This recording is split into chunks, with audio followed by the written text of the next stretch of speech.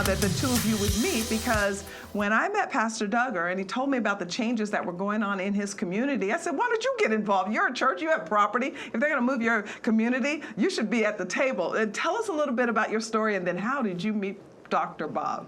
Yes, thank you again, Star, for inviting me. I came about knowing about the Opportunity Zone through Cure, and which has just been a blessing. And so I ended up, while I was at Cure, I had the conversation with you, and you said, Pastor Doug, I want you to go back and get involved. After introducing me and telling me about the Opportunity Zone, and you said you should go and talk to your governor and all these people. I talked to them, and I got a call from the town hall across the street, which is across the street from me, and they said, listen, we heard you want to do a project. So we have a relationship with Georgetown University, which was Professor Bob, and they say, well, how about we sending you one of our students, come down, and they can do a feasibility study for you. Well, the feasibility study won't cost you anything. The student can get their grade and graduate, and you can get a feasibility study done for free. Wow. And so Dr. Bob called me, and that's how I met Dr. Bob. Because you were doing development business already. You make actually a calling on your life, it seems, to go in and help churches revitalize their community by using their property. Tell us a little bit about that. Well, my experience working with faith-based development began in 2005 when I was trying to find in California a way to employ my son, who was going to graduate from USC.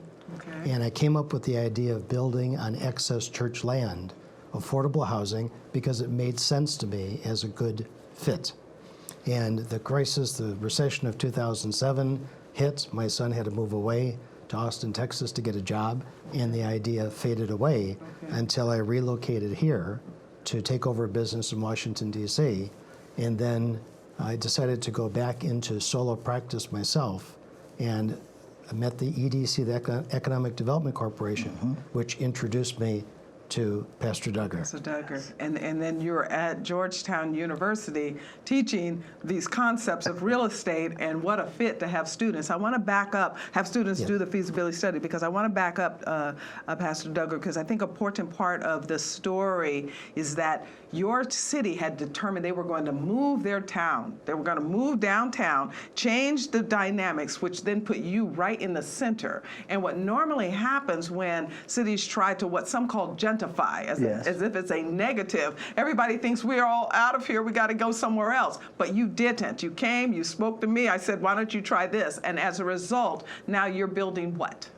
Well, right now we have proposed a 76-unit senior living facility. Wow. And actually it's mixed use. On the bottom will be retail. Wow. And we have a community kitchen. And in addition, we also have an educational component from the ages K through 12, where we're working with some other entities like Maryland University and a colleague of ours that's in Singapore. And so they're teaching some new math. So when the students come out, they'll be ready to go into companies like Intel and Google. This is incredible. Dr. Bob, you mentioned to me that you had a passion for this because you were concerned about some of the things that you saw as a Christian person in these communities. Now what we're seeing in New York, they've driven another business out. They've decided, in fact, the headline of the paper, New York politicians decide to keep a Brooklyn neighborhood poor. A proposed waterfront redevelopment would have been creating thousands of jobs, and the city would have to pay nothing. Why aren't more people hearing about opportunities that you've made available and doing something about it so they pretty much revitalize their own communities? Well, I like to think that our program of these free studies for churches and communities is the best kept secret in town. Because Georgetown has always had a charter of helping disadvantaged communities, neighborhoods, and individuals. So they are very much behind what we're doing, but they don't advertise it or promote it.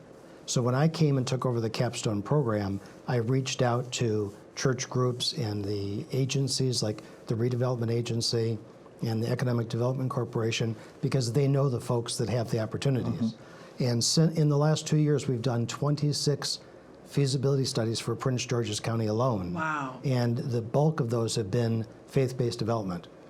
This must be encouraging to your church. What are they thinking about? Some of the members there that thought that you were going to have to pack your bags and move and allow someone else to just come into the community and develop it. Well, first of all, we were not going to move because Old Central Avenue, where our church is located, that at one time years ago it used to be downtown Capitol Heights until they put in Central Avenue, and so. Well, we was just kind of curious as to what we were going to do because not having the finances and resources to do what we wanted to do, God was always up to something. So it was a blessing in disguise when the EDC called me and Dr. Bob called me. That got the wheels in motion. So the church and the community is excited about potentially what's getting ready to take place. Well, you know how excited I am because I look at it like this. I just said, hey, why don't you do this? I'm not tired of everybody pretending that they can't handle their own neighborhoods and they keep wanting big government. I'm here to reduce the size and scope of government. So it was interesting that as it started developing out, but this has not been without challenge. Tell us a little bit about what you've run into now that you've gotten into the weeds of trying to redevelop this community. Well, the message of opportunity zones and the message of bringing development dollars back into these communities has not really filtered down to staff. Okay. And in many cases, staff has the same anti-development posture. Staffing where now? You're talking in the city governments and in the city, county, government. Apparatus. And so we're trying to build an affordable housing project, which has tremendous need. And there isn't any regard for what we're trying to do with staff versus if we were trying to build a $100 million condominium project with $1 million condos. Their attitude is, if it takes 5 months to give you an answer, we'll take 5 months. Take 5 months. Well, that's there's no sense. Anyway. There's no sense of reduced fees, encouragement, or expedited effort. Well, I think that's one of the differences between letting the markets move things in communities like your own. And so, Pastor, are you finding other pastors now encouraged by some of the things that they're seeing you do? And are we going to be able to perhaps develop out not just Capitol Heights, but start seeing other communities around the country develop out? Yes, matter of fact, since I've been on, as a result of CURE, a lot of pastors around the country are calling me. They are? Yes. Okay, well, I got to hear more about that because I'm going to keep up to the wrap-up because I want to know about that, especially since our policy summit's coming up. I'll be right back with our special panel right after this.